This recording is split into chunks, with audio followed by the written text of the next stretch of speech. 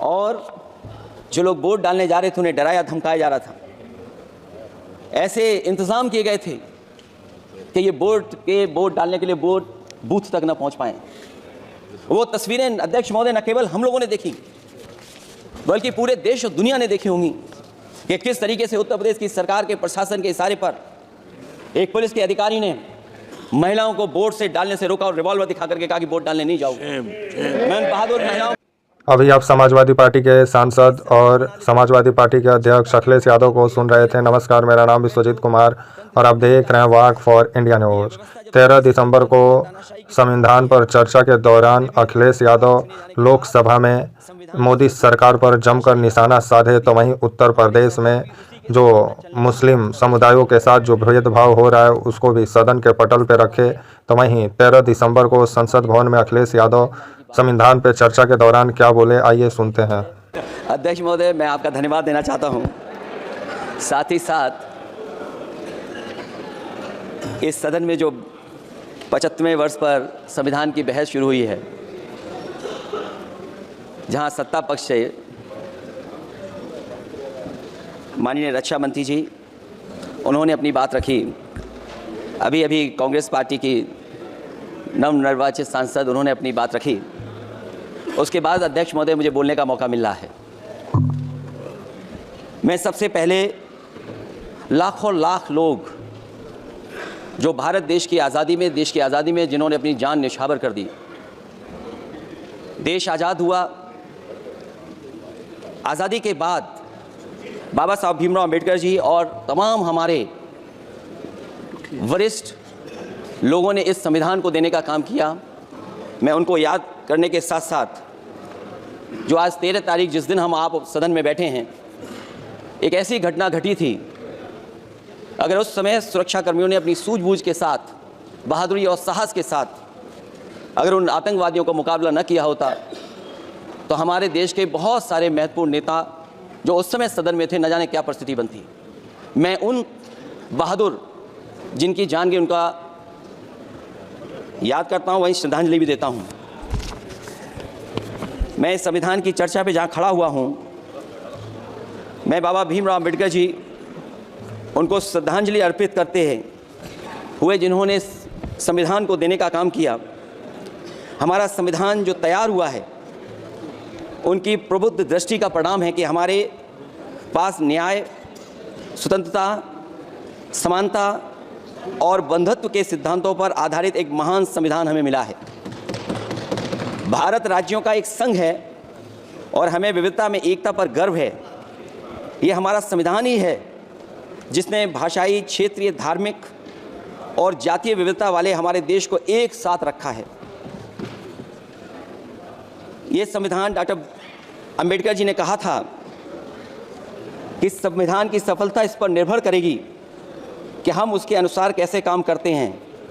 यह देखना है, विधायिका, कार्यपालिका और न्यायपालिका की जिम्मेदारी है कि इस महान देश का शासन हमारे संविधान में निहित उच्च सिद्धांतों के अनुसार चलाया जाए। डॉक्टर अंबेडकर ने कहा था, मैंने तो संविधान निर्माण का दायित्व बहिष्कृत वंचित वर्गों को अधिकार दिलाने के लिया है। ये वही संविधान है जो समय समय पर हमारा रक्षा कवच बनता है। अध्यक्ष महोदय, ये संविधान हमारी ढाल है, संविधान हमारी सुरक्षा है, संविधान हमें समय समय पर शक्ति देता है। संविधान ही देश की 90% शोषित, उपेक्षित, पीड़ित, वंचित जनता के अधिकारों का सच्चा संरक्षक है। ये संविधान ही हमारा बड़ा मददगार है। इसलिए ये हमारे जैसे लोग और देश के कमज़ोर लोगों के लिए और खासकर पीढ़ी के लिए संविधान की रक्षा जन्म मरण का विषय है। संविधान ही लोकतंत्र की प्राणवायु है और जहां बाबा साहब भीमराव अंबेडकर जी ने इतना शानदार अच्छा संविधान दिया, वहीं डॉक्टर अंबेडकर ने स्पष्ट कहा था, जो हमारे माननीय मंत्री जी ने भी सत्ता पक्ष से वो बात रखी और कहा था, संविधान कितना भी अच्छा हो, यदि उसे लागू करने वाले लोग अच्छे नहीं होंगे तो परिणाम अच्छे नहीं निकलेंगे। इसलिए अध्यक्ष महोदय, इस संविधान पर लगभग 75 वर्ष में के बाद भारत की संसद में फिर चर्चा हो रही है। मैं कई महत्वपूर्ण बिंदुओं पर अपनी बात को रखना चाहूँगा। अध्यक्ष महोदय, हमारे संविधान की प्रस्तावना संविधान का निचोड़ है। सरकार के उद्देश्यों और लक्ष्यों को स्पष्ट उल्लेख है प्रस्तावना में। मैं प्रारंभ करता हूं संपूर्ण प्रभुत्व संपन्न समाजवादी धर्मप्रिय लोकतांत्रिक गणराज्य से। आज अध्यक्ष जी, सीमाओं की रक्षा करना संप्रभु का प्रथम कर्तव्य है। और अध्यक्ष महोदय, जिस देश की सीमाओं की सुरक्षा में जहां पर समय समय पर सेंध लगती हो, और हमारे माननीय मंत्री जी बेहतर जानते होंगे कि कई जगह पर हमारी सीमाएं सिकुड़ रही हैं। हमारे संसदीय मंत्री राज्य अरुणाचल प्रदेश में चीन के बिल्कुल बगल में रहते हैं। अध्यक्ष महोदय ये जानते होंगे कि हमारे पड़ोस में कितने गांव बस गए हैं, न जाने कितना वहां पर गांव की तरह घर बसा दिए गए हैं। लद्दाख की तरफ अभी दोनों देशों की सेनाएं पीछे हटी हैं। हम अपनी सीमा में ही पीछे हटे हैं, और चीन जो हमारी सीमा में अंदर आ गई थी वो हमारी सीमाओं से ही आंशिक रूप से पीछे हटी है। और अध्यक्ष महोदय, उस सीमा के पास एक रिजांगला मेमोरियल बना था। हमारे सरकार के लोग ये जानते होंगे कि जिस समय ये बात उठी लद्दाख को लेकर के, उस रिजांगला के मेमोरियल को तोड़ दिया गया। आज वो रिजांगला मेमोरियल वहां नहीं है। और उस लड़ाई के लिए अध्यक्ष महोदय, हमारी फौज के लिए कहा गया था कि हमारी वो बहादुर फौज है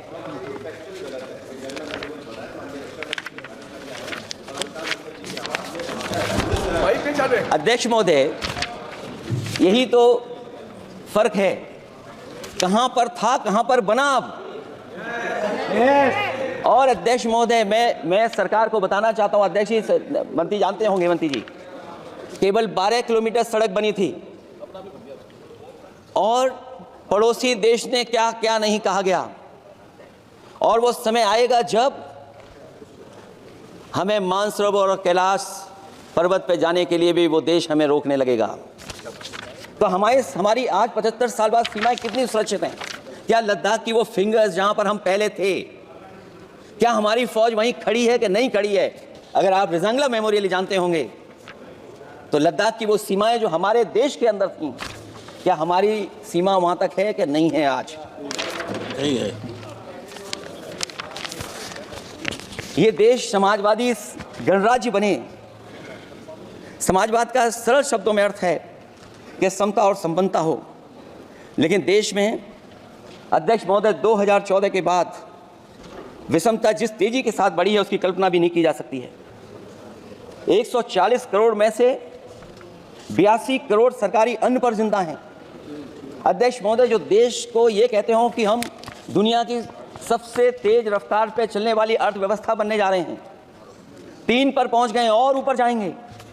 मैं सरकार से कहना चाहता हूं कि जब 82 करोड़ सरकारी अन्न पर जिंदा हैं और दूसरी तरफ देश की संपूर्ण संपत्ति के 2/3 हिस्से पर कुछ परिवारों का कब्जा है, अगर सरकार में ये बहादुरी और हिम्मत है तो इस 60% गरीबी के रेखा से नीचे रहने वाले लोगों की पर कैपिटा इनकम क्या है? अगर आपकी अर्थव्यवस्था ऊंचाई पर जा रही है तो हमारे जो गरीब लोग हैं, जो 60% गरीब लोग हैं, उनकी पर कैपिटा इनकम क्या है? और जहां समय समय पर सरकार अपने आंकड़े देती है, कम से कम ये आंकड़े भी दे दे कि गरीबी रेखा पर जो नीचे रहने वाले लोग हैं उनकी पर कैपिटा इनकम क्या है।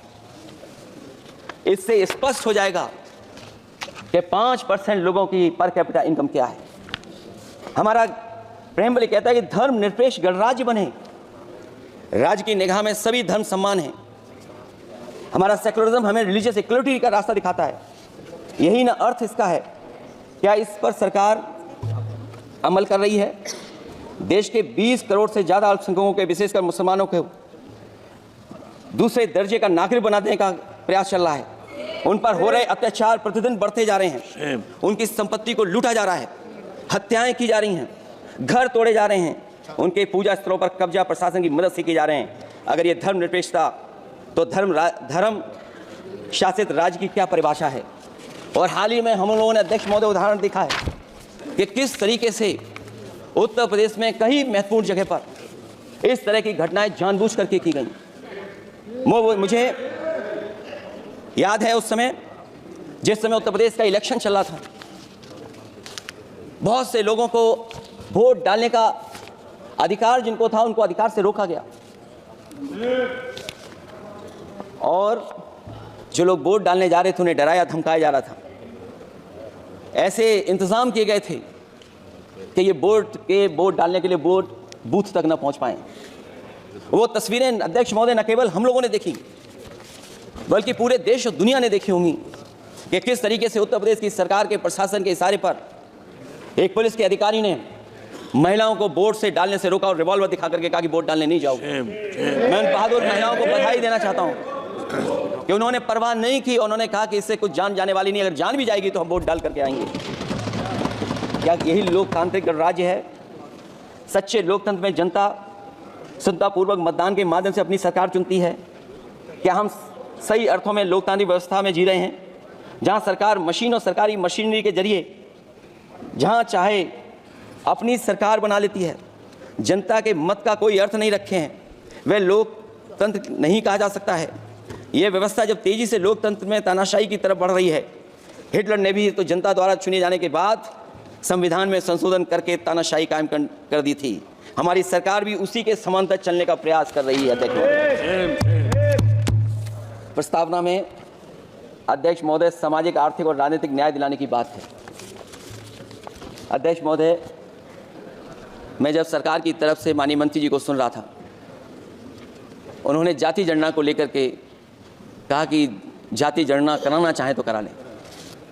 हम लोग तो उस पक्ष के धर लोग हैं, अगर आप करा सकते हैं तो आप कराइए। नहीं अध्यक्ष महोदय, जब कभी भी हम लोगों को मौका मिलेगा तो जाति जनगणना कराने का काम हम लोग करेंगे। सामाजिक न्याय, समाज के अनुसूचित जाति, अनुसूचित जनजाति और अन्य पिछड़े वर्गों को न्याय दिलाने का बड़ा असर आरक्षण था, उसे समाप्त कर दिया गया है। आउटसोर्सिंग और कॉन्ट्रैक्ट बेसिस पर थोड़ी बहुत नौकरियां जो दी जा रही हैं, उनमें दलितों और पिछड़ों का कोई आरक्षण नहीं है। शिक्षण संस्थाओं और विश्वविद्यालय में प्रोफेसर्स और वाइस चांसलर के चयन के समय इनके आगे लिख दिया जाता है, एक नया शब्द का इजाद हुआ, NFS, नॉट फाउंड सुटेबल।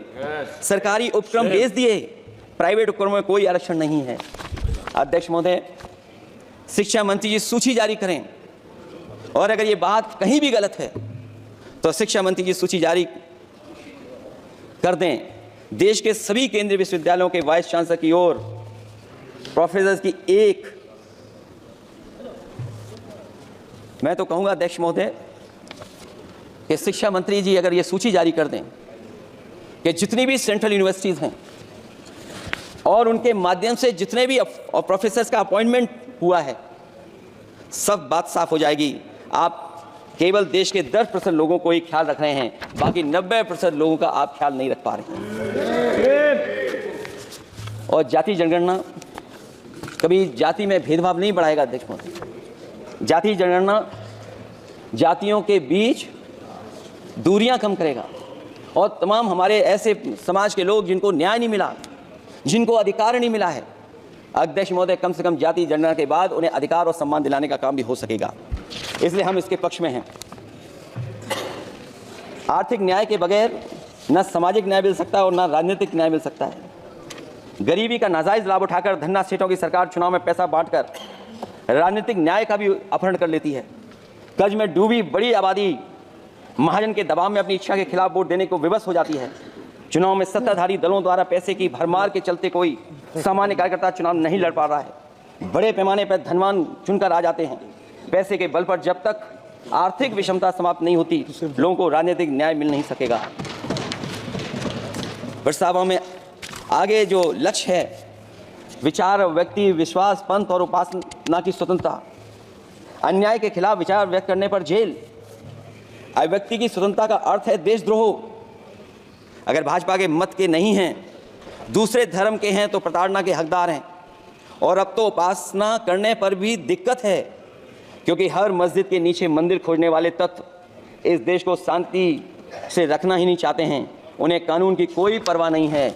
मैं इस मौके पर धन्यवाद देना चाहता हूं सुप्रीम कोर्ट का कम से कम वो फैसला आया है जहां कुछ दिनों के लिए ये पाबंदी लगाई गई। व्यक्तियों की गरिमा और देश की एकता और अखंडता को सुनिश्चित करने वाली बंधुता, ये विभाजनकारी नीतियां संविधान की प्रस्तावना के उस उद्देश्य से जरा भी मेल नहीं खाती है। व्यक्ति की गरिमा लिंचिंग से धूल दूषित हो चुकी है। उद्योगपति सरकारी आतंक से परेशान हैं, हो करके अपनी पूंजी समेटकर देश छोड़ गए हैं और लगातार जा रहे हैं। अध्यक्ष महोदय, आज़ादी के बाद उद्योगपति कभी इतने भारत छोड़ करके नहीं गए होंगे, देश छोड़ के नहीं गए होंगे जितने इनकी सरकार में चले गए हैं। अगर व्यक्ति की गरिमा सुनिश्चित हो तो कोई व्यक्ति क्या अपनी मातृभूमि को छोड़ करके जा सकता है? सरकार इस पर आत्मचिंतन करे। अगर आपसी मतभेद पैदा करके एक दूसरे के प्रति अविश्वास पैदा किया जाएगा तो क्या देश की एकता और अखंडता के लिए एक अशुभ संकेत नहीं होगा? अध्यक्ष महोदय, आर्टिकल 14 कानून के समक्ष समानता, भारत के अंदर किसी भी व्यक्ति को राज्य कानून के समक्ष समानता को डिनाई नहीं कर सकता है। हो क्या रहा है, एक ही कानून कुछ लोगों के लिए अलग है और दूसरों के लिए अलग। अगर सत्ता पक्ष का व्यक्ति गेरुआ गमछा पहनकर गालियों को गाली दे दे तो जी हजूरी और दूसरा न्याय मांगने जाए तो उसे लाठी। क्या ये अनुच्छेद 14 का अनुपालन हो रहा है? अध्यक्ष महोदय, किसी भी व्यक्ति को उसके जीवन और दैहिक स्वतंत्रता से कानून सम्मत प्रक्रिया के बगैर वंचित नहीं किया जा सकता। ये सबसे महत्वपूर्ण मौलिक अधिकार है, लेकिन सबसे ज़्यादा इसी का दुरुपयोग हो रहा है। फर्जी मुठभेड़ में हत्याएं, जेल के अंदर हत्याएं और पुलिस अफरीक्षा में हत्याएं। आदमी कहीं भी सुरक्षित नहीं है। ईडी का तो ऐसा कानून बना दिया गया है कि बिना एफआईआर, बिना नोटिस किसी को भी बंद कर दो। लोकतंत्र फासिज्म में बदल रहा है। और अध्यक्ष महोदय, क्योंकि उत्तर प्रदेश की चर्चा सत्ता पक्ष से भी हुई, जो हालात उत्तर प्रदेश में हैं, ऐसे हालात कभी किसी ने पहले नहीं देखे। जहां पर कानून की समय समय पर धज्जियां उठ रही हैं। और अध्यक्ष महोदय, केवल एक घटना नहीं मैं कहना चाहता हूं, ऐसी तमाम घटनाएं हैं जिनके बारे में मैं कह सकता हूं। आज़ादी के बाद अगर हम 75वें वर्ष में इस बात पर चर्चा करें संविधान पर, और आए दिन लोगों को न्याय मांगने के लिए आत्मदाह करना पड़े, तहसील हो वहां पे आत्मदाह, जिलाधिकारी हो वहां पे आत्मदाह, न्याय मांगने के लिए अगर मुख्यमंत्री आवास में जाना पड़े वहां पे आत्मदाह, सोचिए हम किस दिशा में जा रहे हैं। और अध्यक्ष महोदय, किसने नहीं देखा कि टीवी पे चलते हुए लोगों की जान ले ली गई? लाइव देखा है सबने। ये कहां का न्याय है? न केवल वो, बल्कि पता नहीं अध्यक्ष महोदय, हमारा प्रदेश कस्टोडियल डेथ में सबसे आगे जा रहा है, महिलाओं के उत्पीड़न में सबसे आगे जा रहा है। ये मैं नहीं कह रहा हूं, अध्यक्ष महोदय, ये सरकार के आंकड़े बता रहे हैं। और न केवल इन चीज़ों में आगे जा रहा है, बल्कि आजकल जो नए ज़माने का डिजिटल इंडिया है, अगर साइबर अपराधों में सबसे आगे कोई प्रदेश दिखाई दे रहा है तो वो उत्तर प्रदेश दिखाई दे रहा है। ये अलग बात है अध्यक्ष महोदय कि कभी कभी जो डबल इंजन की सरकार चलने वाले जो दावा करते थे, पहले इंजन टकराते थे, अब तो डब्बे भी टकराने लगे हैं। Double engine single driver. और होड़ लगी हुई है कि कभी किसी ने दिल्ली का रास्ता किसी माध्यम से अपनाया था, उसी रास्ते पे चल करके आगे बढ़ना चाहते हैं। इससे खराब इस लोकतंत्र में और क्या हो सकता है? जिन लोगों ने ये कहा हो कि हम नौकरियां दे देंगे, आज नौकरियां कहाँ हैं, रोजगार कहाँ हैं? और अध्यक्ष महोदय, अगर वादा किया जाए नौकरी और रोजगार का, इन्वेस्टमेंट का, और सपने बड़े दिखाए जाएं, ये बात मैं इसलिए कह रहा हूं कि माननीय मंत्री जी भी उसी प्रदेश से आते हैं, प्रधानमंत्री जी भी उसी प्रदेश से आते हैं। आज कई मायनों में, कई आंकड़ों में उत्तर प्रदेश पीछे दिखाई दे रहा है। जहां रोजगार के सवाल पर, जो सरकारी नौकरियां इसलिए नहीं क्योंकि आरक्षण न देना पड़ जाए, इसे सरकारी नौकरियां नहीं हैं। आए दिन पेपर आउट, पेपर लीक, न केवल पेपर लीक है बल्कि जानबूझ करके पेपर लीक कराया जाता है जिससे कि परीक्षा रद्द की जा सके। और जो अग्निवीर वाला सवाल था वो आज भी वैसा ही का वैसा है। हम लोग अग्निवीर वाली व्यवस्था कभी स्वीकार नहीं कर सकते हैं। जो पहले भर्ती जैसी होती थी अध्यक्ष महोदय, अगर वैसी ही भर्ती होगी तो हमारी सीमाएं और सुरक्षित होंगी, हमारे और नौजवान जाकर के देश की असली पक्की वर्दी पहनने का काम करेंगे। ये अध्यक्ष महोदय कैसी चर्चा संविधान की जो है बिना प्रधान की।